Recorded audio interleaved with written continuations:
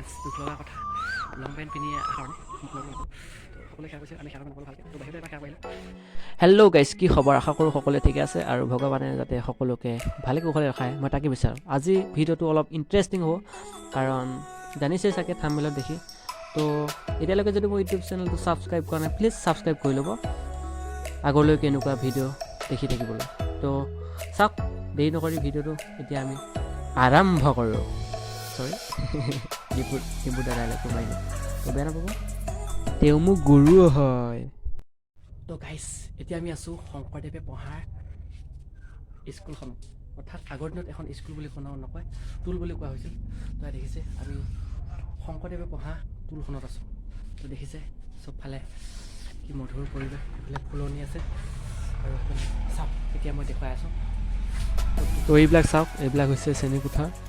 আগতে মানে ইয়াতে এই জেগাবিলাকতে শিক্ষা প্ৰদান কৰা হৈছিল মহাপুৰুষ শ্ৰীমন্ত শংকৰদেৱৰ শিক্ষাগুৰু মহেন্দ্ৰ কন্দলী।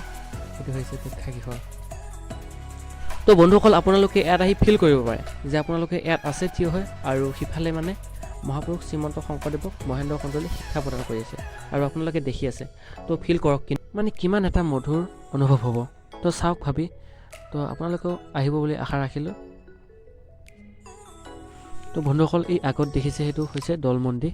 তো দৌল মন্দিৰ বাৰু দেখাম, তো জুমিং কৰি দেখাব চেষ্টা কৰিছোঁ। চাওকচোন, সেইটো বহুত ওখ আৰু দেখাবলৈ চেষ্টা কৰিম। তো এই বিদ্যালয়খন স্থাপিত হৈছিল 1958 চনতে। বট্ৰদবাত পৰে আৰু নগাঁও জিলাত পৰে। তো চাওক কি ধুনীয়াকৈ ৰখাইছে এই মানুহবিলাকে। তো বহুত ভাল লাগে, আপুনিও আহক। মহাপুৰুষ শ্ৰীমন্ত শংকৰদেৱে পঢ়া এইখনে পঢ়াশালী। তো ধুনীয়াকৈ ৰখাইছে, ফুল চুল ৰুই একদম মানে কি ক'ম আৰু মজা। তো এতিয়া আহিছোঁ আমি দৌল মন্দিৰলৈ। তো চাওক, এইটোৱে হৈছে দৌল মন্দিৰ। আমি ভিতৰ ভাগ দেখুৱাম। তো ভিতৰ ভাগ দেখুওৱাৰ আগতে আমি বাহিৰৰ পৰিৱেশটো কেনেকুৱা আমি তাক দেখুৱাইছোঁ, জুমিং কৰি দেখাইছোঁ। চাওকচোন কি ধুনীয়া পৰিৱেশতে মানে মানুহবিলাকে ওলোৱা সোমোৱা কৰি আছে। আৰু ইয়াত জনামতে লং পেণ্ট পিন্ধি বা বেলেগ অন্য কিবা সাজপাৰ পিন্ধি ইয়াত প্ৰৱেশ কৰিব নোৱাৰি। জাতীয় সাজ পিন্ধিহে মানে ইয়াত জাতীয় সাজ মানে পিন্ধি অৰ্থাৎ পৰিধান কৰি তাত প্ৰৱেশ কৰিব পাৰি। তো বলকচোন আমি কেনেদৰে সেৱা কৰিব পাৰোঁ আৰু কেনেকৈ দেখাব পাৰোঁ আপোনালোকক। তো ভিডিঅ'টো চাই থাকক আৰু ভিডিঅ'টো বনাবলৈ বহুত কষ্ট হৈছে সেইকাৰণে এটা লাইক কমেণ্ট শ্বেয়াৰ ছাবস্ক্ৰাইব কৰি দিব আৰু নিজৰ বুলি।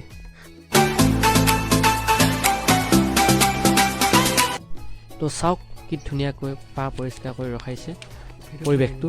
আৰু এতিয়া আমি ওপৰলৈ আহি আছোঁ সতসতিত উঠি আৰু দেখিছে ভক্তৰ সমাৱেশ কি ধৰণে ঘটিছে।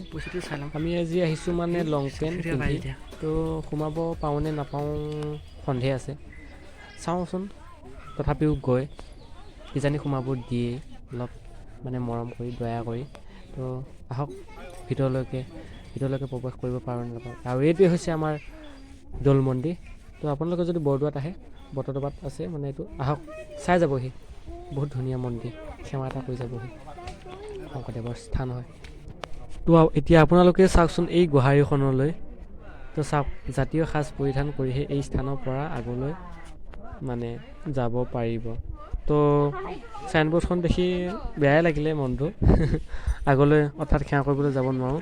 তো বাহিৰতে এটা সেৱা কৰি আহিলোঁ আৰু।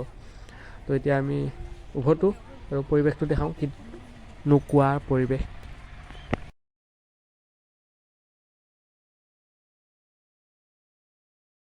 তো ফেন্স দুখ লগা কথা লং পেণ্ট পিন্ধি অহাৰ কাৰণে মোক সোমাবলৈ নাপালোঁ। তো সকলোৱে সেৱা কৰিছে, আমি সেৱা কৰিব নাপালোঁ ভালকৈ। তো বাহিৰতে এবাৰ সেৱা কৰি আহিলোঁ। তো দেখিছে দুখ লাগিছে। তো আপোনালোকে যদি ইয়াত আহে দৌল মন্দিৰ বৰদোৱা বট্ৰদবা সমষ্টি, প্লিজ ধুতি পাঞ্জাবী পিন্ধি আহিব। যদি আহে সেৱা কৰিব, ভিতৰত সোমাব দিব, এনেহ'লে নিদিব। তো এতিয়া ইয়াৰ পৰা যাওক।